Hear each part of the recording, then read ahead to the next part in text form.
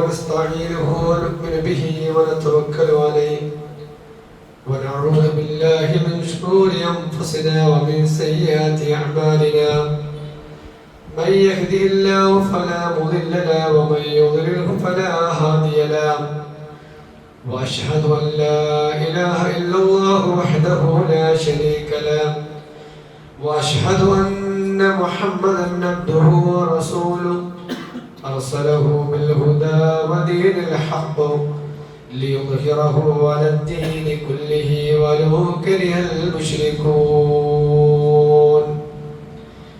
اللهم صل على محمد وعلى آل محمد كما صليت على إبراهيم وعلى آل إبراهيم إنك حميد مجيد اللهم بارك على محمد وعلى آل محمد كما باركت على إبراهيم وعلى آل إبراهيم إنك حميد مجيد أما بعد فإن خير الحديث كتاب الله وخير الهدي هدي محمد صلى الله عليه وسلم وشر الأمور محدثاتها وكل محدثة بدعة وكل بدعة ضلالة وكل ضلالة في النار أعوذ بالله من الشيطان الرجيم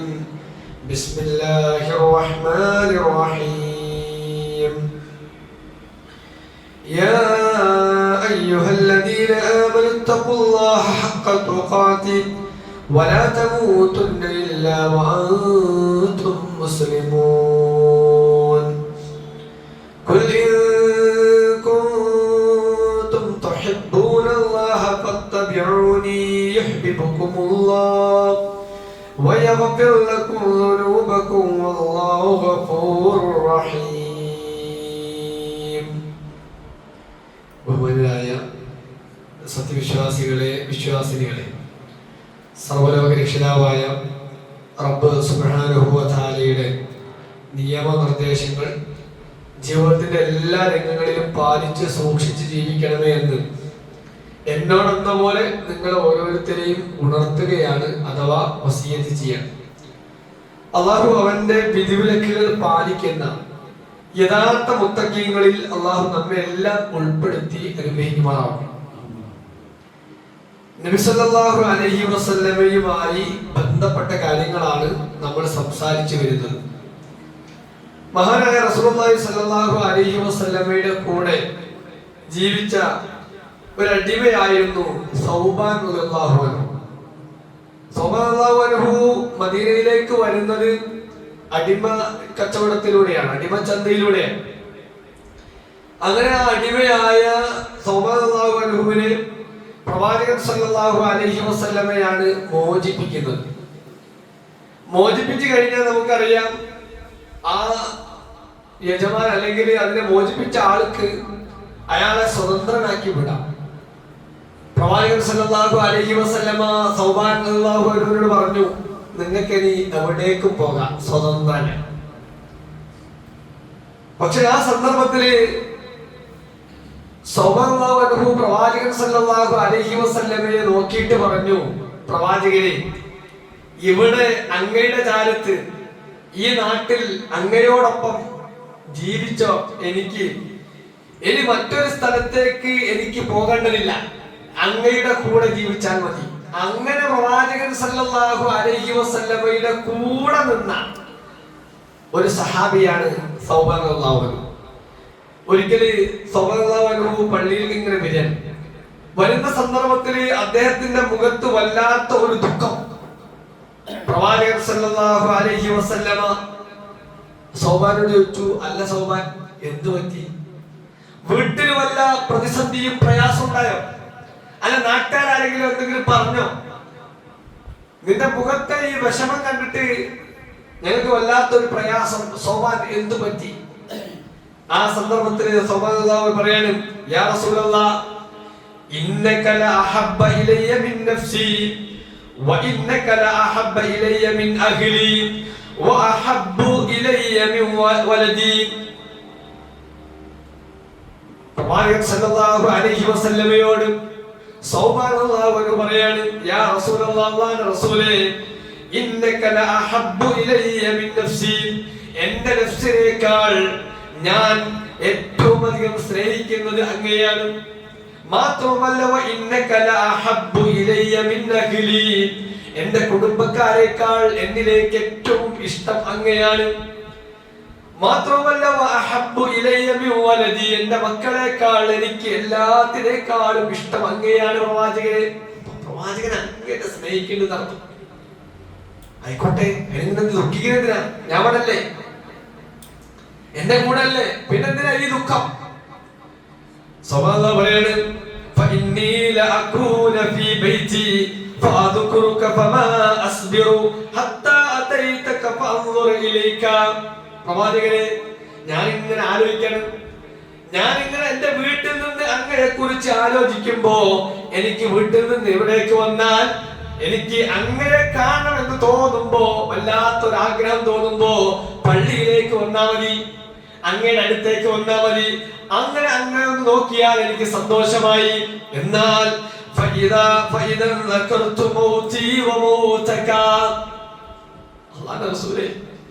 ഞാൻ എന്റെ മരണവും അങ്ങയുടെ മരണവും ഓർത്തു.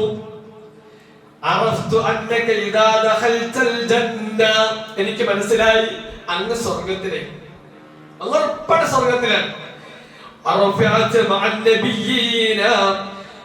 അങ്ങ് പ്രവാചകന്മാരുടെ കൂടെ വലിയ ഉന്നത സ്ഥാനത്തായിരിക്കും.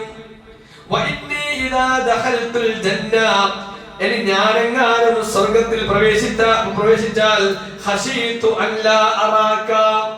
അങ്ങയെ കാണാൻ കഴിയില്ലല്ലോ. അതിങ്ങനെ ആലോചിച്ചപ്പോ പ്രവാചകനെ വല്ലാത്ത പ്രയാസം തോന്നി. ഒരു സഹാബി, പ്രവാചകനെ സ്വർഗത്തിൽ പ്രവാചകനോടൊപ്പം എനിക്ക് ഇരിക്കാൻ കഴിയില്ലല്ലോ എന്ന് വിഷമിച്ചിട്ടാണ് ഇയാൾക്ക് ഈ സ്വഭാവത്തിന് അങ്ങേറ്റത്തെ വിഷമം.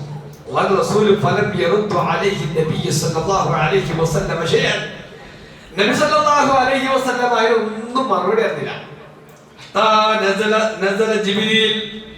ജിബ്രീൽ അലൈഹിസ്സലാത്തു വസ്സലാം വന്നു. നബി ഒന്നും മറുപടി അറിയില്ല. സ്വാഭാവികം ഇങ്ങനെ വിഷമിച്ചിരിക്കാണ്. നബി ഒന്നും പറഞ്ഞില്ല. അപ്പോഴാണ് മലക്ക് ജിബ്രീൽ അലൈഹിസ്സലാത്തു വസ്സലാം ഇറങ്ങിയാണ്. ബിഹാദിയിൽ ഈ ആയത്ത് കൊണ്ടേത് ومن يطع الله والرسول فاولئك مع الذين انعم الله عليهم من النبيين والصديقين والشهداء والصالحين وحسن اولئك رفيقا. ആരെ അല്ലാഹുവിനെയും അല്ലാഹുവിന്റെ റസൂലിനെയും അനുസരിക്കുന്നുവോ അവർ അല്ലാഹു നിഅമത്ത് ചൊരിഞ്ഞ ആളുകളോടൊപ്പമായിരിക്കും. ആര്? മിനൻ നബിയ്യീന, പ്രവാചകന്മാരോടൊപ്പം, വസ്സുദ്ദീഖീന, സിദ്ദീഖീങ്ങളോടൊപ്പം, വശുഹദാ, രക്തസാക്ഷിത്വം വഹിച്ച ആളുകളോടൊപ്പം, വസ്വാലിഹീന, നല്ല ആളുകളോടൊപ്പം, വഹസുന ഉലൈക റഫീഖാ, അവരോടൊപ്പം ഏറ്റവും അടുത്ത കൂട്ടുകാരനായിട്ട് ഇയാൾക്ക് ഇരിക്കാം. ആർക്ക്? അല്ലാഹുവിനെയും റസൂലിനെയും അനുസരിച്ച ആളുകൾക്ക്.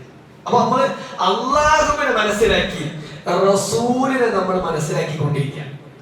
പ്രിയപ്പെട്ട സഹോദരങ്ങളെ, റസൂലിനെ അങ്ങേയറ്റം നമ്മൾ സ്നേഹിച്ച് റസൂൽ എന്താണോ പറഞ്ഞത് അത് അങ്ങനെ തന്നെ ഉൾക്കൊണ്ട് അനുസരിച്ച് കഴിഞ്ഞാല് റസൂലിന്റെ കൂടെ ഉണ്ടാവും എന്ന ബോധ്യമുള്ളത് കൊണ്ടാണ് പ്രവാചകന്റെ കൂടെ ഉണ്ടായിരുന്ന സഹാബത്ത് ഇത്രയേറെ സ്നേഹിക്കാൻ കാരണം.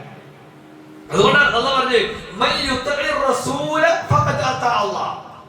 അല്ലാഹുവിന്റെ റസൂലിനെ നിങ്ങൾ അനുസരിച്ച് കഴിഞ്ഞാൽ എന്നെ അനുസരിക്കുന്നതിന് തുല്യമാണ്. അപ്പോ നമ്മുടെ ജീവിതത്തിൽ റസൂൽ സല്ലല്ലാഹു അലൈഹി വസല്ലമ എന്തെങ്കിലും ഒരു കാര്യം നമ്മളോട് കൽപ്പിച്ചിട്ടുണ്ടെങ്കിൽ അത് നമ്മൾ ചെയ്യണം. ചെയ്തു കഴിഞ്ഞാലോ അത് അല്ലാഹുവിനോടുള്ള അനുസരണമാണ്, അത് അല്ലാഹുവിനോടുള്ള ഇഷ്ടമാണ്. അതുകൊണ്ട് പ്രവാചകൻ സല്ലല്ലാഹു അലൈഹി വസല്ലമ അശ്ഹദു അന്ന മുഹമ്മദർ റസൂലുള്ളാഹ് എന്ന് പറഞ്ഞാൽ എന്റെ ജീവിതത്തിൽ എനിക്ക് എന്തൊരു മാതൃക അല്ലാഹുവിന്റെ റസൂലാണ്. ഞാൻ എന്തിനാ വസ്ത്രം ധരിക്കുമ്പോ വലത് കൈയിടുന്നത്? ഞാൻ എന്തിനാ എന്റെ വസ്ത്രം നെരിയാണിക്ക് മുകളിലാക്കുന്നത്? ചെരുപ്പിടുമ്പോ ഞാൻ എന്തിനാ വലത് കാലം വെക്കുന്നത്? എന്തിനാ വെള്ളം കുടിക്കുമ്പോ ഞാൻ വലത് കൈ കൊണ്ട് കുടിക്കുന്നത്? ഇങ്ങനെ എന്തിനാണ് ഇത് ചെയ്യുന്നത് എന്ന ചോദ്യത്തിന് ആര് ചോദിച്ചാലും പ്രിയപ്പെട്ട സഹോദരങ്ങളെ, സഹോദരിമാരെ, ഒരു മുസ്ലിം എന്ന നിലയ്ക്ക്, ഒരു മുഅ്മിൻ എന്ന നിലയ്ക്ക് നമുക്കുള്ള മറുപടി എന്താ? ഞങ്ങൾക്ക് മാതൃക അല്ലാഹുവിന്റെ റസൂലിലാണ്. അതാ ഞാൻ പറഞ്ഞത്, അശ്ഹദു അന്ന മുഹമ്മദർ റസൂലുള്ളാഹ്. ഞാൻ അശ്ഹദു അന്ന മുഹമ്മദർ റസൂലുള്ളാഹ് പറഞ്ഞതിനാ എനിക്ക് എല്ലാത്തിനും മാതൃക നബിയാണ്. ലഖദ് കാന ലക്കും ഫീ റസൂലില്ലാഹി ഉസ്വത്തുൻ ഹസന. ഞാൻ അല്ലാഹുവിന്റെ അടുക്കൽ പ്രതിഫലം ആഗ്രഹിക്കുന്നവനാ, അല്ലാഹുവിനെ ധാരാളമായി ഓർക്കുന്നവനാ, നാളെ പടച്ച തമ്പുരാന്റെ അടുക്കൽ ഒരു വിചാരണയുണ്ട് എന്ന ബോധ്യമുള്ളവനാ. അതുകൊണ്ട് എനിക്ക് മാതൃക അല്ലാഹുവിന്റെ റസൂലാണ്. ലഖദ് കാന ലക്കും ഫീ റസൂലില്ലാഹ്, അല്ലാഹുവിന്റെ റസൂലിൽ നിങ്ങൾക്കുണ്ട് എന്ത്? ഉസ്വത്തുൻ ഹസന, ഏറ്റവും നല്ല മാതൃക. ആർക്ക്? ലിമൻ കാന യർജുല്ലാഹ്, അല്ലാഹുവിനെ കണ്ടുമുട്ടണമെന്ന് ആഗ്രഹിക്കുന്ന ആളുകൾക്ക്. വൽ യൗമൽ ആഖിറ, നാളെ ഒരു ദിനം വരാനുണ്ട്, പരലോകമുണ്ട് എന്ന് ആഗ്രഹിക്കുന്ന ആളുകൾക്ക്. വദക്കറല്ലാഹ കസീറ, ധാരാളമായി അല്ലാഹുവിനെ ഓർക്കുന്ന ആളുകൾക്ക്. അവർക്ക് നബിയാണ്. അല്ലാഹ് കഴിഞ്ഞാൽ പിന്നാരാ? നബി. നബി സല്ലല്ലാഹു അലൈഹി വസല്ലം എന്ത് പറഞ്ഞു അവിടെ? അന്നബി ഔലാ ബിൽ മുഅ്മിനീന മിൻ അൻഫുസിഹിം, അവരുടെ നഫ്സിനേക്കാൾ ഏറ്റവും ടോപ്പിലാരാ? പ്രവാചകൻ സല്ലല്ലാഹു അലൈഹി വസല്ലമ. സ്വന്തത്തെക്കാളും വലുത് എനിക്ക് നബിയാണ്. നമ്മൾ ആലോചിക്കും സഹോദരിമാരെ, സഹോദരങ്ങളെ, നമുക്ക് അങ്ങനെയാണോ? എന്നെക്കാളും എന്റെ എല്ലാത്തിനേക്കാളും വലുത് പ്രവാചകനാണോ? പ്രവാചകന്റെ നിർദ്ദേശങ്ങളാണോ? നാം ഒരു വീട് വെക്കാൻ ആലോചിക്കുമ്പോ അല്ലാഹുവിന്റെ റസൂലിന്റെ നിർദ്ദേശമാണോ നോക്കുന്നത്? നാം ഒരു കല്യാണം നിശ്ചയിക്കുമ്പോ നാം നോക്കുന്നത് പടച്ച അല്ലാഹുവിന്റെ റസൂലിന്റെ കൽപ്പനയാണോ?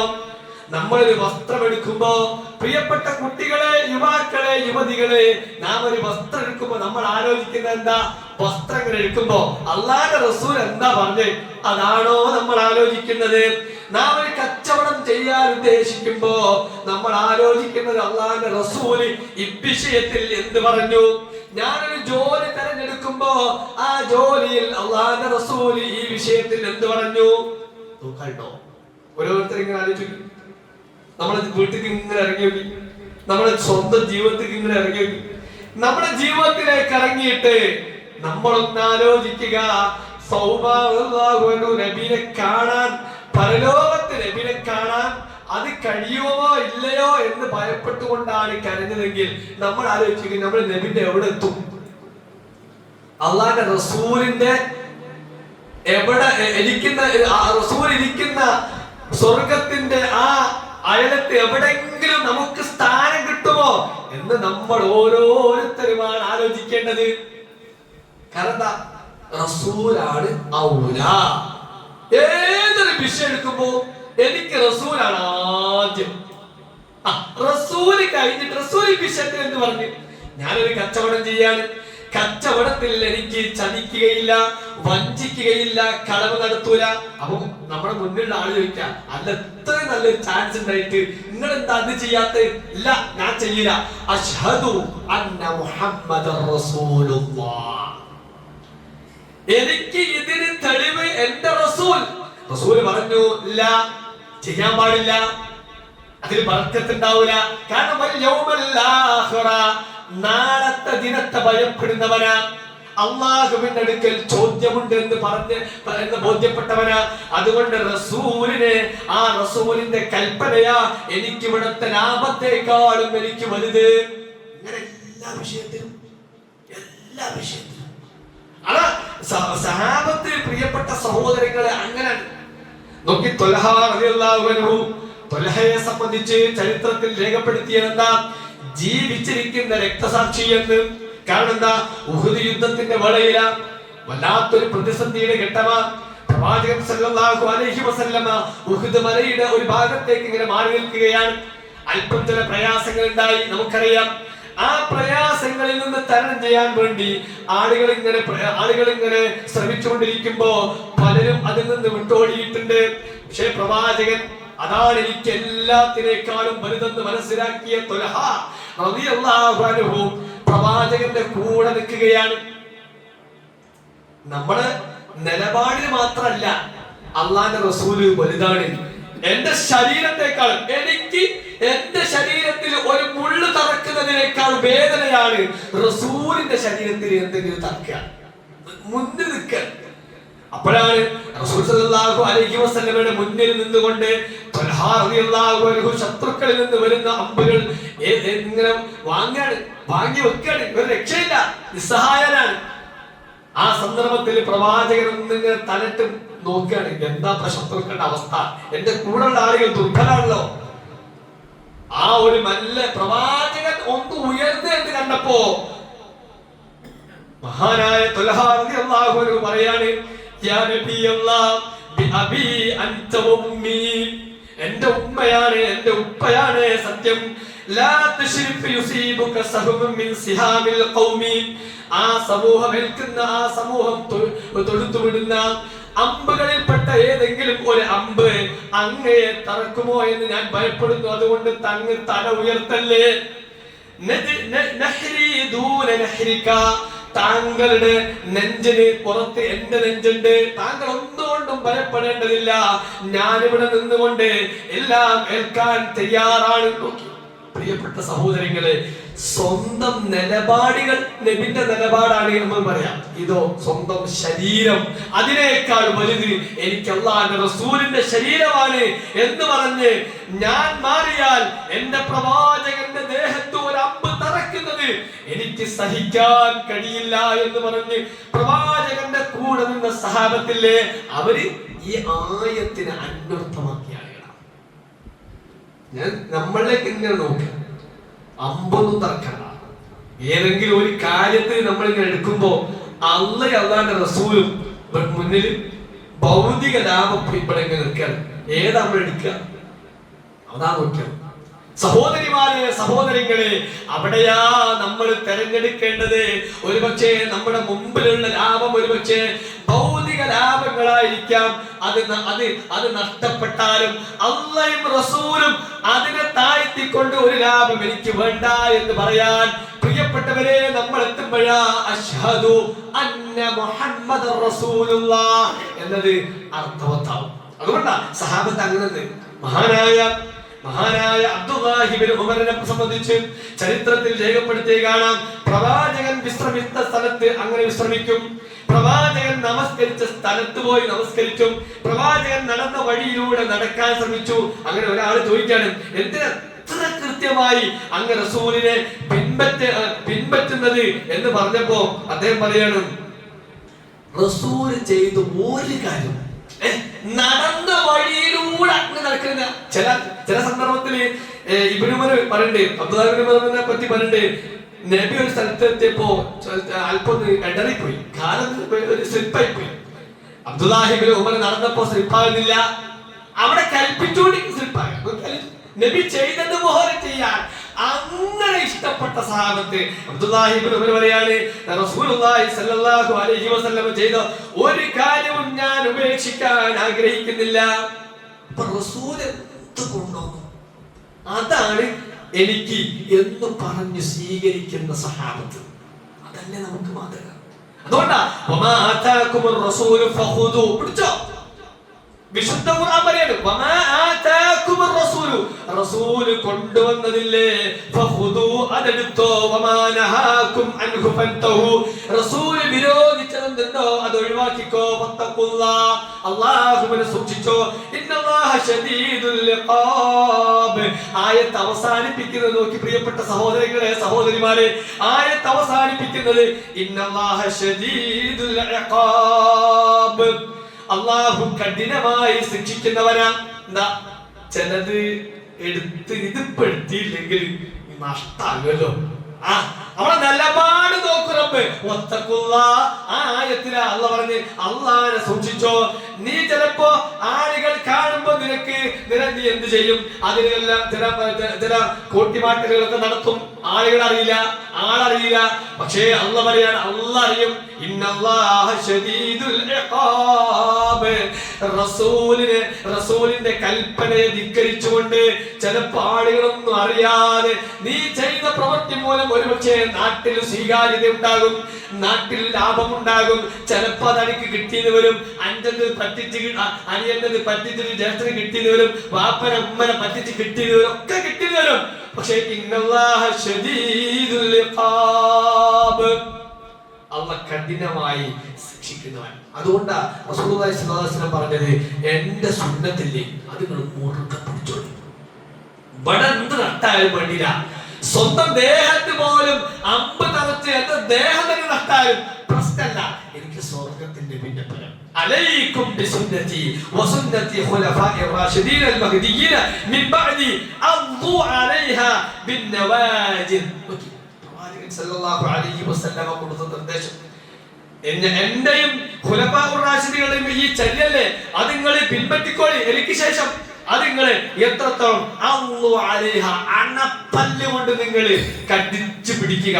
ചിലപ്പോ നമ്മള് എന്തിനാ ഈ സുന്നത്ത് ഇപ്പൊ ഇങ്ങനെ സ്വീകരിക്കുന്നത്, അത് വല്ലാട്ട് ഒഴിവാക്കിയാലോ എന്നൊക്കെ തോന്നുമാറ് നിന്റെ ചുറ്റിലും നിനക്ക് ഇസ്ലാം അല്ലെങ്കിൽ മുസ്ലിമായി ജീവിക്കുക എന്നത് പ്രയാസവും. പക്ഷേ റസൂലിന്റെ സുന്നത്ത് വിട്ടിട്ട് അല്ലെ ഇസ്ലാം വിട്ടിട്ട് എനിക്കൊന്നുമില്ല എന്ന് പറയാൻ പ്രിയപ്പെട്ട സഹോദരങ്ങൾ നമുക്ക് കഴിയണം. അതുകൊണ്ടാണ് മാലിക് ബിൻ അനസ് റളിയല്ലാഹു പറയാണ്, ഈ ഉമ്മത്തിന്റെ ആദ്യ തലമുറയെ നന്നാക്കിയത് കൊണ്ടല്ലാതെ അവസാന തലമുറയെയും നന്നാക്കാൻ കഴിയില്ല. അതായത് വിശുദ്ധ ഖുർആനും പ്രവാചകൻ സല്ലല്ലാഹു അലൈഹി വസല്ലമയുടെ ചര്യയും ജീവിതത്തിൽ ഉൾക്കൊള്ളുകയും അത് പഠിപ്പിക്കുകയും അത് മനസ്സിലാക്കി കൊടുക്കുകയും ചെയ്യുക എന്നതാണ് ആ സമൂഹത്തെ നന്നാക്കിയെടുക്കാനുള്ള മാർഗം എന്ന് മഹാനായ ഇബ്നു മാലിക് റഹ്മഹുല്ലാഹ് പറയുന്നുണ്ട്. അതുകൊണ്ട് പ്രിയപ്പെട്ട സഹോദരങ്ങളെ, മക്കളോടൊക്കെ പറഞ്ഞെടുക്കണം. ഇപ്പൊ വളർന്നു വരുന്ന മക്കളോട് പറഞ്ഞെടുക്കണം, അതൊക്കെ അത്ര മതി, അതിങ്ങനെ അയക്കാൻ പോയി ഇല്ല. അത് സ്വീകരിക്കേണ്ടടുത്ത് വാപ്പയും ഉമ്മയും, നിലപാടെടുക്കേണ്ടടുത്ത് വാപ്പയും ഉമ്മയും. ഇസ്ലാം അത് അവിടെ നിൽക്കണം. ഇവിടെ ഈ വീട്ടിൽ ഇത് ഇസ്ലാമിന് അപ്പുറത്തില്ല മോനെ, ഇല്ല മോനെ എന്ന് പറയാൻ ആര് സന്നദ്ധത കാണിക്കുന്നുവോ അവർക്ക് സമാധാനവും സന്തോഷവും ഉണ്ടാകും. അതുകൊണ്ടാ ഇമാം ശാഫിഈ റഹ്മത്തുള്ളാഹി പറയുന്നുണ്ട്, എന്റെ മദ്ഹബ് എന്ന് പറഞ്ഞാൽ തന്നെ റസൂലിന്റെ സുന്നത്ത. ഇദാ സഹൽ ഹദീസ് ഫഹുവ മദ്ഹബി. അല്ലാഹുവിന്റെ റസൂലിന്റെ ഹദീസ് ഉണ്ടോ, പ്രവാചകന്റെ കൽപ്പന ഉണ്ടോ, പ്രവാചകന്റെ അംഗീകാരം ഉണ്ടോ, അതിന്റെ അപ്പുറത്ത് നിന്റെ ഒരു വാക്ക് വേണ്ട, റസൂലിന്റെ എടുത്താണ്. അതാണ് വലുത് എന്ന് അവർ പറയാനുള്ള കാരണം പ്രിയപ്പെട്ട സഹോദരങ്ങളെ, അത് കേവലമായ ഞാനും നബിനെ അംഗീകരിക്കുന്നുണ്ട് എന്ന കേവലമായ വർത്താനത്തിന്റെ ഭാഗത്തല്ല. അവര് ജീവിതം കൊണ്ട് അഷ്ഹദു അന്ന മുഹമ്മദർ റസൂലുള്ളാഹ്, അല്ലാഹുവിന്റെ റസൂല്, അല്ലാഹുവിന്റെ റസൂൽ മുഹമ്മദ് സല്ലല്ലാഹു അലൈഹി വസല്ലമ റസൂലാണ്, എന്റെ ജീവിതം കൊണ്ട് ഞാൻ സാക്ഷ്യം വഹിക്കുന്നു എന്ന് അവർ ജീവിതം കൊണ്ട് തെളിയിക്കുകയാണ് പ്രിയപ്പെട്ട സഹോദരങ്ങളെ. അതുകൊണ്ടാണ് ആ റസൂലിനെ അങ്ങേയറ്റം ഇഷ്ടപ്പെടുന്ന രൂപത്തിൽ റസൂലിന്റെ സുന്നത്തുകൾ ജീവിതത്തിൽ പാലിക്കുമ്പോൾ സന്തോഷവും അതിലേറെ അഭിമാനവും തോന്നുന്ന തരത്തിൽ നമുക്ക് ഉൾക്കൊള്ളാൻ പറ്റുന്ന തരത്തിൽ പ്രവാചകനെ കുറിച്ച് പഠിക്കുകയും അങ്ങനെ പ്രവാചകനെ ഇഷ്ടപ്പെട്ടാൽ അല്ലാഹു പറയാ, ഖുൽ ഇൻ കുൻതും തുഹിബ്ബൂനല്ലാഹ്, നിങ്ങൾ അല്ലാഹുവിനെ ഇഷ്ടപ്പെടുന്നുവെങ്കിൽ ഫത്തബിഊനി, നിങ്ങൾ എന്നെ പിൻപറ്റൂ, യുഹിബ്ബുകുമുല്ലാഹ്, അല്ലാഹു നിങ്ങളെ ഇഷ്ടപ്പെടും. അല്ലാഹുവിന്റെ റസൂലിനെ ഇഷ്ടപ്പെട്ടാൽ, അല്ലാഹുവിന്റെ റസൂലിനെ ചര്യ പിൻപറ്റിയാൽ റബ്ബ് സുബ്ഹാനഹു വ തആല നമ്മളെ ഇഷ്ടപ്പെടും. പ്രിയപ്പെട്ട സഹോദരിമാരെ സഹോദരങ്ങളെ, ആരെ ഇഷ്ടപ്പെടുന്നുണ്ട്? ഈ പ്രപഞ്ചത്തിന്റെ സൃഷ്ടാവിനെ ഇഷ്ടപ്പെടുന്നുണ്ട്. ആരതൊക്കെ തന്ന് എന്തൊക്കെ നമ്മളിപ്പോ അനുഭവിക്കുന്നതൊക്കെ തന്നാരാ നമ്മളെ വിളിക്ക? അല്ല, അല്ലാഹ് ഇഷ്ടത്തിനാണ്, അല്ലാഹ് ഇഷ്ടത്തിനാണ്. ആ അല്ലാഹുവിന്റെ ഇഷ്ടത്തിനെങ്ങാനും നമ്മൾ വിധേയരായാൽ മാഷാ അല്ലാഹ് മതി, ജീവിതത്തിന് ഹൈറുണ്ടാവും. ആ ഇഷ്ടം കിട്ടാൻ പ്രവാചകന്റെ ചര്യ നമ്മൾ പിൻപറ്റുക മാത്രമല്ല, യഗ്ഫിർ ലക്കും ദുനൂബക്കും, പാപമുണ്ടാവും, ഒന്നും ഉണ്ടാവും, തെറ്റ് ചെയ്തു ഉണ്ടാവും, അതാണ് പുറത്ത് ഇങ്ങനെ അള്ളാഹുവിന്റെ റസൂലിനെ നിങ്ങൾ ഇഷ്ടപ്പെട്ടു കഴിഞ്ഞാൽ നിങ്ങൾക്ക് അല്ലാഹു സുബ്ഹാനഹു വ തആല പാപങ്ങൾ പുറത്തു തരുകയും വല്ലാഹു ഗഫൂറുർ റഹീം, അല്ലാഹു ഏറെ പൊറുക്കുന്നവരും കാരുണ്യം ചെയ്യുന്നവരുമാണ്. ആ അള്ളാഹുവിനെ അങ്ങേയറ്റം ഇഷ്ടപ്പെടുകയും ആ അള്ളാഹു പറഞ്ഞയച്ച റസൂൽ കൊണ്ടുവന്ന ദീനിയായ നിർദ്ദേശങ്ങൾ ജീവിതത്തിന്റെ നിഖില മേഖലകളിലും ഉൾക്കൊണ്ടുകൊണ്ട് ജീവിക്കാൻ നാം പരിശ്രമിക്കുക. അല്ലാഹു അതിന് തൗഫീഖ് നൽകി അനുഗ്രഹിക്കുമാറാവട്ടെ.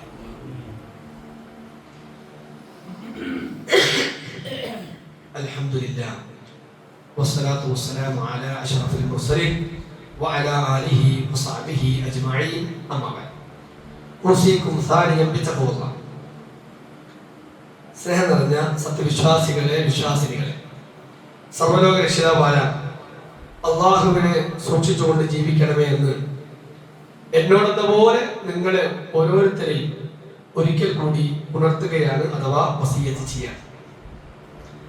നമ്മുടെ നാട്ടിൽ കഴിഞ്ഞ ഖുതുബയിൽ സൂചിപ്പിച്ചതുപോലെ ലഹരിക്കെതിരെ ശക്തമായ യുദ്ധം പ്രഖ്യാപിച്ചിരിക്കുക. ഓപ്പറേഷൻ തൂഫാൻ എന്ന പേരിൽ നമ്മുടെ ഗവൺമെന്റ് തലത്തിൽ വരെ അതിന് ശക്തമായ നടപടികൾ എടുത്തുകൊണ്ടിരിക്കുക. അപ്പൊ കഴിഞ്ഞ ഖുതുബയിൽ നമ്മൾ പറഞ്ഞു, ഈ ലഹരി വരാനുള്ള കാരണം ഈമാനിൻ അല്ലെങ്കിൽ അള്ളാഹുവിനെ ഓർക്കുന്ന സ്പേസ് കുറഞ്ഞു കഴിഞ്ഞാൽ അവിടെ ഇബ്ലീസ് കയറി വരികയും ആ സ്പേസ് ഇബ്ലീസ് നിറക്കുകയും ചെയ്യുന്ന സന്ദർഭത്തിലാണ് ഇത്തരം തിന്മകളിലേക്ക് നമ്മൾ പോകുക എന്ന് കൃത്യമായി സൂചിപ്പിച്ചു. ഇവിടെ പ്രിയപ്പെട്ട സഹോദരങ്ങളെ, നമ്മുടെ മക്കളെ കൃത്യമായി ബോധ്യപ്പെടുത്തണം. ഇവ കഴിഞ്ഞ ദിവസം മെഡിസിൻ പഠിക്കാൻ പോയ വിദ്യാർത്ഥിനിയാണ് ആലോചിച്ചോളൂ, തൃശ്ശൂരിൽ നിന്ന് പിടിച്ചത്. ഇതിന്റെ വലിയ ഒരു കാരിയറായി അവർ മാറിയാണ്. അവർ നല്ല മാർക്ക് കിട്ടിയിരിക്കുന്ന ഒരു വിദ്യാർത്ഥി അവര് മെഡിസിൻ പഠിക്കാൻ വേണ്ടി ബാംഗ്ലൂരിലേക്കോ കേരളത്തിന് പുറത്തുള്ള ഒരു സ്ഥലത്തേക്ക് പോയപ്പോൾ തിരിച്ചു വരുന്നത് ഈ രൂപത്തിൽ വലിയ ഡ്രഗ്സ് മാഫിയയുടെ അതിന്റെ കണ്ണികളായിട്ടാണ്. അപ്പൊ നമ്മുടെ മക്കളോട് പറഞ്ഞെന്താ, ഇവിടെ സമ്പത്താണ് വലുത് എന്ന് നമ്മൾ മനസ്സിലാക്കരുത്. കുട്ടികൾ പറഞ്ഞു സമ്പത്താണ്, സമ്പത്ത് കിട്ടാൻ വേണ്ടി എന്തു ചെയ്തോ അതാണ് ജീവിതത്തിൽ വലിയ സംഭവം എന്ന് നമ്മൾ പറഞ്ഞു കൊടുക്കരുത്. സമ്പത്ത് ഇവിടെ ജീവിക്കാനുള്ള ഒരു സൗകര്യത്തിലുള്ളതാണ്, അത് കിട്ടും. അത് നമ്മൾ വിചാരിക്കാതെ അള്ളാഹുവിനെ സൂക്ഷിച്ചു കഴിഞ്ഞാൽ നമ്മൾ വിചാരിക്കാത്ത തരത്തിൽ തരും. കാരണം ധനം എന്ന് പറയുന്നത് ആരുടേതാണ്? അൽ മാലു മാലു. ഇന്നലെ വരെ നമ്മുടെ വീടിന്റെ പറമ്പെടുത്ത് നോക്കി, അവിടെ തന്നെ തെളിവല്ലേ. നമ്മുടെ വീടിന്റെ പറമ്പിന്റെ ആധാരം എടുത്ത് നോക്കിയാല് ആരെ കയ്യില്? വേറൊരുത്തന്റെ കയ്യില്. ഇന്ന് നമ്മുടെ കയ്യില്. നാളെ നിങ്ങൾ ഇവിടുന്ന് പോയാൽ വേറൊരുത്തന്റെ കയ്യില്. ഇതേ ഉള്ളൂ. ഈ സഹാദം എന്ന് പറഞ്ഞാൽ അത് ഇവിടെ വെച്ചു പോണ്ടിയതാണ്. കാരണം അത് ആരുതാണ്? അള്ളാന്റെ ആണ്. ആ അള്ളാഹുവിന്റെ ധനം എന്ന് പറഞ്ഞാൽ അള്ളാഹ് തരുന്നതാണ്. അത് അള്ളാഹ് തരും, ആവശ്യത്തിനനുസരിച്ച് ആളെ നോക്കി പടച്ചോ തരും. അത് റബ്ബ് തരുന്നതാണ്. അത് അല്ലാതെ ഇത് കൊണ്ട് ഇന്നത്തെ ജീവിതം അടിച്ചു പൊളിച്ചങ്ങ് തീർക്കാം എന്ന് വിചാരിക്കുന്ന അവസ്ഥയിലേക്ക് നമ്മുടെ മക്കളും കുടുംബവും പോകരുത്. മറിച്ച് നാളത്തെ ജീവിതം പരാജയപ്പെട്ടാൽ എല്ലാം അത് നശിച്ചു പോകും. കാരണം നാളത്തെ ജീവിതത്തിൽ കോട്ടം പറ്റുന്നത് ഇവിടെ ഉണ്ടാകുന്നത്. അത് പറഞ്ഞിട്ടാൽ നാളത്തെ ജീവിതം പോലെ ഒറ്റക്കാപ്പുണ്ട്. അത് നമ്മുടെ ശ്വാസം നിലച്ചു കഴിഞ്ഞാൽ കുടുംബക്കാർ, നമ്മുടെ നാട്ടുകാർ നമ്മളെ കൊണ്ടുപോയി കബറിലേക്ക് വെച്ച് കഴിഞ്ഞാൽ അതില് ആ കല്ലിട്ട് മൂടി മണ്ണിട്ട് കഴിഞ്ഞ് അതിൻ്റെ ഉള്ളിൽ ഒറ്റക്ക് നിൽക്കുന്ന അങ്ങോട്ടുള്ള യാത്രയ്ക്ക് മോളെ ഇപ്പച്ചിണ്ടാവില്ല, ഇപ്പച്ചിണ്ടാവില്ല, കൂടെ ആരുണ്ടാവില്ല. ആ സന്ദർഭത്തിൽ ഈ ചെയ്തത് ഓരോന്നും ഉണ്ടാവില്ല. അതുകൊണ്ട് ആ യാത്രക്ക് തടസ്സമാകുന്നത് എന്റെ മോന് ചെയ്യരുത്, കുടുംബത്തിലുള്ള ഒരു കുട്ടി ചെയ്യരുത് എന്ന് അവരെ ബോധ്യപ്പെടുത്താൻ നമുക്ക് കഴിയണം. കാരണം അത്തരം ഒരു അവസ്ഥയിൽ ഇത്തരം ലഹരിയുടെ ഏതെങ്കിലും ഒരു ചെറിയ ഭാഗത്ത് നമ്മൾ ഏർപ്പെട്ട് കഴിഞ്ഞാൽ ലഅനല്ലാഹുൽ ഖംറ വശാരിബഹ വസാഖിയഹ വബാഇയഹ വമുബ്തഇയഹ വആസിറഹ വമുഅതസിറഹ വഹാമിലഹ വമുഹ്മലതഹ ഇലൈഹി. എല്ലാവരും ലഅനല്ലാഹ്, അല്ലാഹുവിന്റെ ശാപം. അല്ലാഹു ശപിക്കാൻ. കള്ള് കുടിക്കുന്നവരെയും അല്ലാഹു മദ്യത്തെയും അത് കുടിക്കുന്നവരെയും വിളമ്പുന്നവരെയും വിൽക്കുന്നവരെയും വാങ്ങുന്നവരെയും ഉണ്ടാക്കുന്നവരെയും ഉണ്ടാക്കാൻ സഹായിക്കുന്നവരെയും ചുമക്കുന്നവരെയും ചുമക്കാൻ പറയുന്നവരെയും അല്ലാഹു സുബ്ഹാനഹു വ തആല ശപിച്ചിരിക്കുന്നു. അള്ളാന്റെ ശാപേറ്റിട്ട് എന്തൊരു പ്രവൃത്തിയാണ് നമുക്ക് ദുനിയാവിൽ ചെയ്യാനുള്ളത്? പ്രിയപ്പെട്ട സഹോദരങ്ങളെ, ഈ ബോധ്യം നമ്മുടെ മക്കൾക്ക് കൊടുക്കണം. ആ മക്കൾക്ക് പറഞ്ഞു കൊടുക്കണം, അള്ളാഹുവിന്റെ ശാപമാണോ കിട്ടേണ്ടത്? അതല്ല. മലക്കുൽ മൗത്ത് വരുമ്പോ അള്ളാഹുവിന്റെ ആശീർവാദം ഉണ്ട് മോനെ. ആ ചങ്കരിങ്ങനെ വെറുതെ കച്ചടുന്ന സന്ദർഭത്തിൽ ഒരാളും സഹായിക്കാനില്ലാതെ ഡോക്ടർമാര് പറയും ഞങ്ങൾക്ക് ഇനി ഒന്നും ചെയ്യാൻ കഴിയില്ല എന്ന് പറയുമ്പോ അള്ളാഹുവിന്റെ മലക്കുകൾ അള്ളാഹു സുബ്ഹാനഹു വ തആല പറഞ്ഞേക്കും, അവരോട് പറഞ്ഞേക്കും സമാധാനപ്പെടുക സമാധാനപ്പെടുക എന്ന അള്ളാഹുവിന്റെ ആശീർവാദമുണ്ട്. മോനെ മോളെ, അത് കേൾക്കണോ അതല്ല ലഅനത്തിന്റെ വർത്തമാനം കേൾക്കണോ എന്ന് മക്കളെ ബോധ്യപ്പെടുത്തണം. അങ്ങനെ തിരിച്ചു കൊടുത്ത് ബോധവൽക്കരണം തന്നെയാണ്.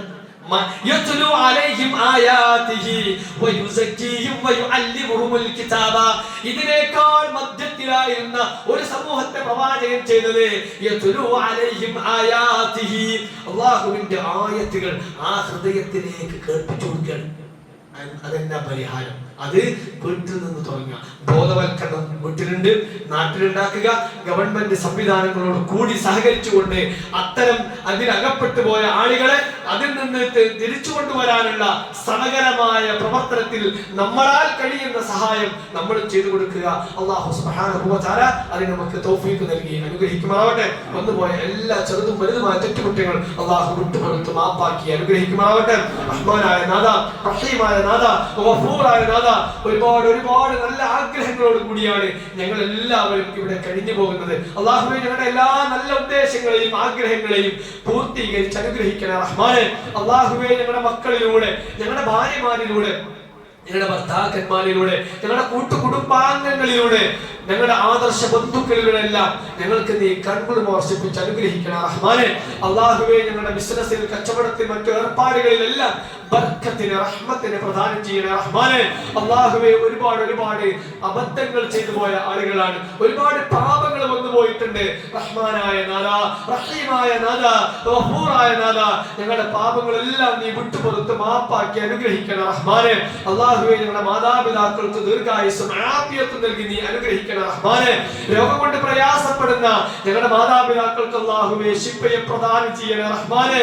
പ്രായാധിക്യം മൂലം അവർ അനുഭവിക്കുന്ന ഒരുപാട് പ്രയാസങ്ങളുണ്ട്. റഹ്മാനായ നാഥാ, റഹീമായ നാഥാ, ഗഫൂറായ നാഥാ, ഞങ്ങളുടെ മാതാപിതാക്കളുടെ രോഗമെല്ലാം ശിഫയാക്കി പൂർണ്ണാരോഗ്യം നൽകി നീ അനുഗ്രഹിക്കണേ റഹ്മാനെ. മരിച്ചുപോയ ഞങ്ങളുടെ മാതാപിതാക്കൾ അല്ലാഹുവേ, അവർക്ക് നീ മഗ്ഫിറത്തും റഹ്മത്തും നൽകി നീ അനുഗ്രഹിക്കണേ റഹ്മാനെ. അല്ലാഹുവേ, ലാ ഇലാഹ ഇല്ലല്ലാഹ് എന്ന കലിമത്ത് തൗഹീദ് ഉച്ചരിച്ച് മരിക്കാനുള്ള മഹാസൗഭാഗ്യം ഞങ്ങൾക്ക് നൽകി നീ അനുഗ്രഹിക്കണേ റഹ്മാനെ. അല്ലാഹുവേ, ഞങ്ങളുടെ ഈ ജീവിതത്തിൽ ഖൈറും ബർക്കത്തും നൽകി നീ അനുഗ്രഹിക്കണേ റഹ്മാനെ. അല്ലാഹുവേ, നാളെ നിന്റെ അടുക്കലെത്തുന്ന സന്ദർഭത്തിൽ ആ ജന്നാത്തുൽ ഫിർദൗസിലേക്ക് പറഞ്ഞയക്കുന്ന ആളുകളിൽ ഞങ്ങളെ നീ ഉൾപ്പെടുത്തി അനുഗ്രഹിക്കണേ റഹ്മാനെ. ഹൗദുൽ കൗസറിൽ നിന്ന് പ്രവാചകന്റെ അടുക്കൽ നിന്ന് വെള്ളം വാങ്ങിയിട്ട് ആ സ്വർഗ്ഗത്തിലേക്ക് പ്രവേശിക്കുന്ന ആളുകളിൽ ഞങ്ങളെ നീ ഉൾപ്പെടുത്തി അനുഗ്രഹിക്കണേ റഹ്മാനെ. അല്ലാഹുമ്മ ഗ്ഫിർ ലിൽ മുഅ്മിനീന വൽ മുഅ്മിനാത്ത് വൽ മുസ്ലിമീന വൽ മുസ്ലിമാത്ത് അൽ അഹ്യാഇ മിൻഹും വൽ അംവാത്ത് إنك مجيب الدعوات ويا قاضي الحاجات. اللهم أجرنا من النار، اللهم أجرنا من النار، اللهم أجرنا من النار. ربنا آتنا في الدنيا حسنة وفي الآخرة حسنة وقنا عذاب النار. ربنا ظلمنا أنفسنا وإن لم تغفر لنا وترحمنا لنكونن من الخاسرين. ربنا هب لنا من أزواجنا وذرياتنا قرة أعين واجعلنا للمتقين إماما. ربنا اصرف عنا عذاب جهنم إن عذابها كان غراما إنها ساءت مستقرا ومقاما.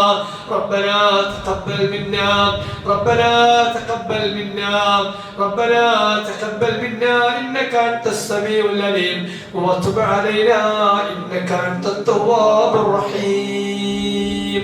استغفر الله لي ولكم واستغفروه.